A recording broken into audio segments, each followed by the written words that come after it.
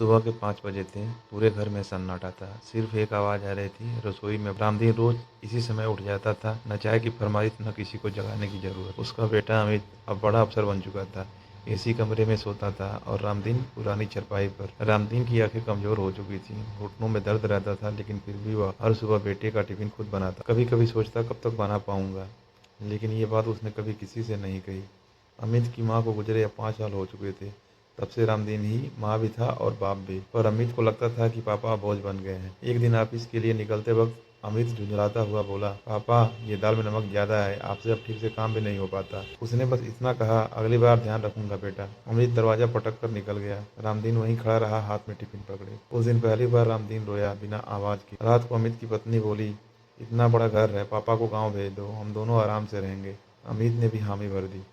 अगले दिन रामदीन को बताया गया, पापा गांव में आपके लिए अच्छा रहेगा, यहाँ परेशान हो जाते हो। रामदीन कुछ सेकंड चुप रहा, फिर बोला, ठीक है बेटा।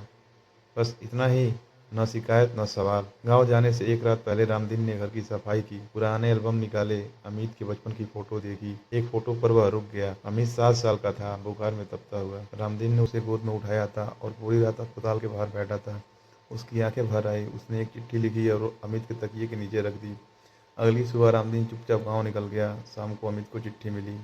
चिट्ठी में लिखा था, बेटा जब तू छोटा था और रात में रोता था तो मैं सोता नहीं था। आज मैं चुप हूँ ताकि तू चैन से जी सके। मुझे बोझ समझना गलत नहीं है बेटा, उम्र का यही सच है।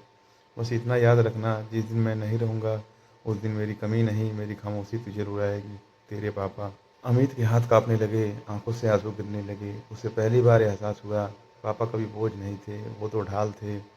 अमित उसी रात गांव पहुंचा। घर का दरवाज़ा खुला था, अंदर सन्नाटा। रामदीन रामदीन चारपाई पर लेटा था, पर अब कभी न उठने के लिए। दिल का दौरा। अमित फुट फुट कर रो पड़ा।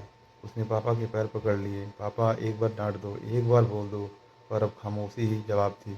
आज अमित हर सुबह अपने बेटे के लिए टिफिन बनाता है और हर बार आंखें नम हो जाती हैं। वो बुदबुदाता है, काश मैं पापा की खामोशी समझ पाता। माता पिता बोझ नहीं होते, वक्त से पहले समझ लो, वरना वक्त हमेशा देर कर देता है। सीख।